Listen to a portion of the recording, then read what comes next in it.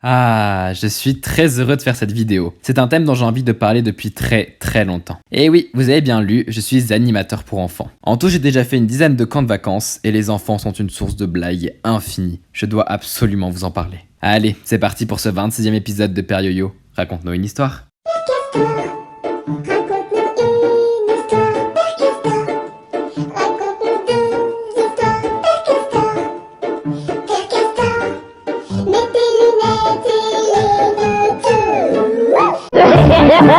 Je ne sais même pas où commencer. Choisir les anecdotes pour cette vidéo, c'était comme si j'étais devant une gelateria et que je devais choisir un parfum parmi une vingtaine. C'est horrible comme sensation. T'as envie de tout choisir. Le seul truc dont je voulais pas parler, ce sont les conneries que font les enfants. Car même si c'est clairement le plus drôle, moi je me moque pas d'eux. Je peux me moquer de qui tu veux, ma prof d'art, mes potes, des gens random, mais on touche pas à mes petits loups. Je les aime trop pour me foutre de leur gueule en vidéo.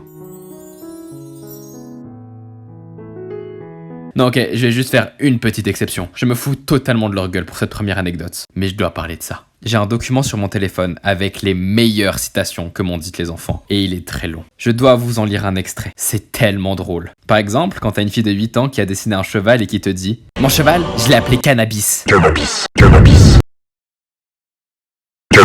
C'est génial. Ou encore quand un enfant est au milieu d'un terrain de foot, assis seul par terre, que tu lui demandes ce qu'il fait et qu'il te répond « Je creuse un trou avec une cuillère pour aller en Amérique » et qu'il est vraiment en train de creuser un trou avec une cuillère dans le sol, t'as juste envie de créer un show d'humoriste où la star serait ce gosse.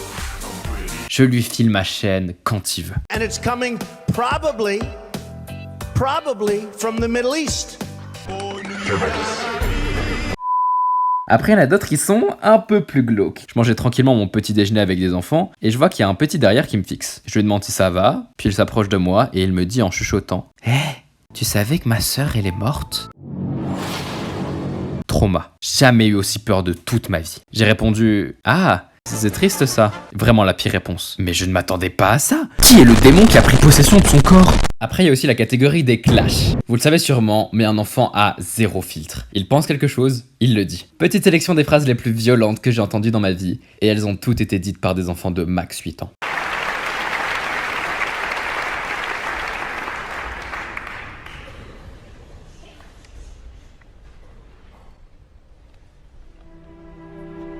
Tu ressembles à rien sans tes lunettes. Mais c'est cool pour les juifs, si Hitler il meurt. Ça se voit, ta tête, ta daronne, elle a les cheveux courts. Il y a une bombe, comme en Palestine. Ça se voit, c'est lui le loup-garou. Il a trop de poils aux jambes.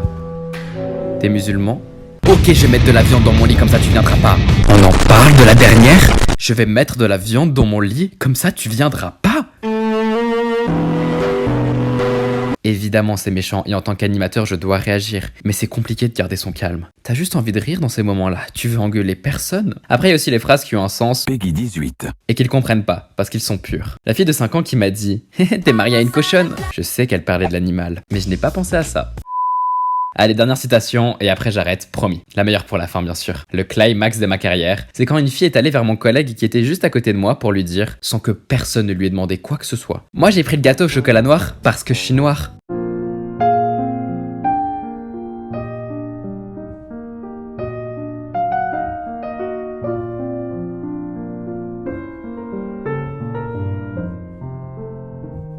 C'est tout pour moi. Je peux quitter ce monde tranquillement. Bon, je trouve on parle pas assez de moi. Revenons au fait que je suis une star. Quand t'es animateur, t'es un modèle pour les enfants, un protecteur. Un peu bancal le protecteur, j'avoue. Ça arrive souvent que j'ai plus peur que les enfants face à une situation, et j'ai l'exemple parfait à vous raconter. Cet été, il y avait cette fille de 9 ans qui était moyennement stable mentalement. Elle pétait souvent des câbles, et c'est pas trop moi qui m'en occupais, car fallait vraiment des professionnels pour l'encadrer. Cependant, un jour on allait à la montagne, et on venait de sortir du bus. On marchait sur le parking pour aller jusqu'aux télécabines, et cette fille était pas loin de moi. Je lui parlais pas, mais elle était là. Soudain, une dame random d'une quarantaine d'années sort de sa voiture avec un petit chien blanc dans les bras. La fille à côté de moi crie de joie et me demande si elle peut le caresser. Vous voyez pas le problème ? Eh bien moi je le vois. Il est blanc, poilu et possédé par Satan. Je déteste les chiens, c'est ma phobie. J'en ai déjà parlé il y a très longtemps, mais quand je vois un chien dans la rue, je change de trottoir. Que ça soit un chien ou un ex à une de mes potes. Je fuis, même si c'est un peu la même chose. Je lui réponds donc, très peu à l'aise, pas de soucis, il va le caresser. On prend du retard sur le reste du groupe, alors je reste avec elle, surtout que j'avais peur qu'elle pique une crise si je lui disais non. Mais là, une autre dame sort de la voiture et elle ouvre le coffre.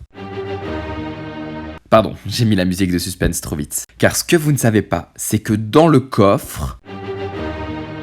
Ok, j'arrête. Dans le coffre, il y avait 3 cages. Elle ouvre les 3 cages et il y a donc 4 chiens qui commencent à tourner autour de la fille et de moi. La fille est aux anges. Oh, comment il s'appelle?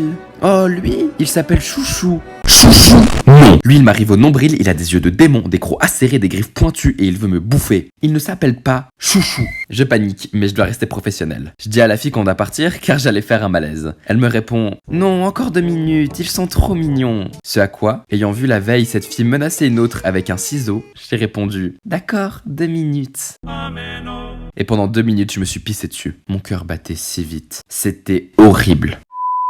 C'est assez touchant d'être un modèle pendant une semaine. Enfin, sauf quand il y a le repas couscous, plus 17 sortes de légumes différents cuits à la vapeur sans assaisonnement, et qu'on est censé tout manger pour montrer le bon exemple. C'est moins touchant. J'adore ma vie.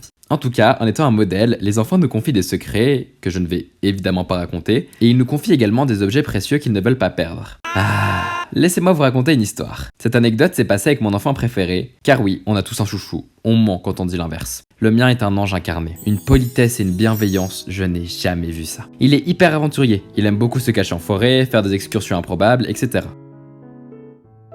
Un jour, on va au lac et il me montre une pierre avec une forme un peu space qu'il a trouvée. Il me dit, émerveillé, « Regarde, j'ai trouvé un fossile !» J'avais envie de lui dire que non, ce n'était clairement pas un fossile, mais je l'ai laissé rêver. C'était vraiment le caillou le plus basique du monde, mais voir la magie dans ses yeux m'a fait répondre « Ouah, t'es trop fort. Bien joué, t'as trouvé un vrai fossile. » Puis on est rentré au chalet et il a passé toute la soirée à le montrer à tout le monde et à raconter l'aventure qu'il avait vécue pour le trouver. C'était trop chou. Le soir, il va aller jouer dehors, mais il me le passe car il avait peur de le laisser tomber. Je l'ai mis dans ma poche, honoré que mon chouchou me fasse confiance. Il n'aurait jamais dû. Jamais! Oui, j'ai perdu son putain de fossile. Introuvable. J'ai retourné ma chambre, aucune trace de son truc. Je passe ma soirée à imaginer ce que j'allais lui dire en panique. Je devais pas lui mentir, mais j'avais peur qu'il soit triste. Et en même temps, j'ai perdu le seul truc que je devais pas perdre. Bon, heureusement, vu qu'il est parfait ce gosse. Le lendemain, je lui ai dit et il a hyper bien pris. J'étais tellement soulagé. Puis les enfants sont rentrés chez eux, je suis allé dans ma chambre et qu'est-ce que je vois dans mon sac de couchage? Le fossile. J'adore rire. Je suis un boulet. Je le savais, mais là, je suis donc le pire modèle. Ok, je mange les 17 légumes du couscous annuel, mais à part ça, je suis une catastrophe.